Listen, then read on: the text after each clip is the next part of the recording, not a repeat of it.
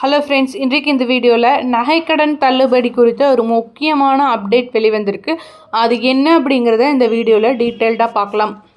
பொதுவாக அனைத்து மக்களுமே அவசர தேவைக்கு பெரிதும் நம்பி இருப்பது இந்த நகைக்கடனைத்தான்.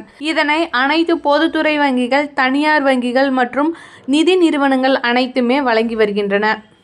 ஆனால் இந்த வங்கிகள் மூலம் குறைந்த அளவிலான நகைக்கடனை பெற்றுவிட்டு அதனை திரும்ப செலுத்த முடியாமல் நிறைய பேர் தவித்து வருகின்றனர். இதனை கருத்தில் கொண்டுதான் நகைக்கடன் தள்ளுபடியானது கூட்டுறவு வங்கிகளிலும் தொடக்க வேளாண்மை வங்கிகளிலும் உள்ள நகைக்கடன் தள்ளுபடி செய்யப்படுகிறது.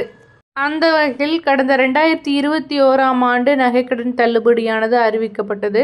மீண்டும் இந்த நகைக்கடன் தள்ளுபடியானது 2026ஆம் ஆண்டும் அறிவிப்பதற்காக அனைத்து பெரிய கட்சிகளும் முன்னேற்பாடுகளை செய்து வருகின்றன. ஸோ இதனால் எவ்வளவு சவரன் வகை தள்ளுபடியாகும், எந்த தேதியிலிருந்து அப்படிங்கிற அறிவிப்பெல்லாம் இன்னும் கொஞ்ச நாள்லேயே வெளிவந்துடும்.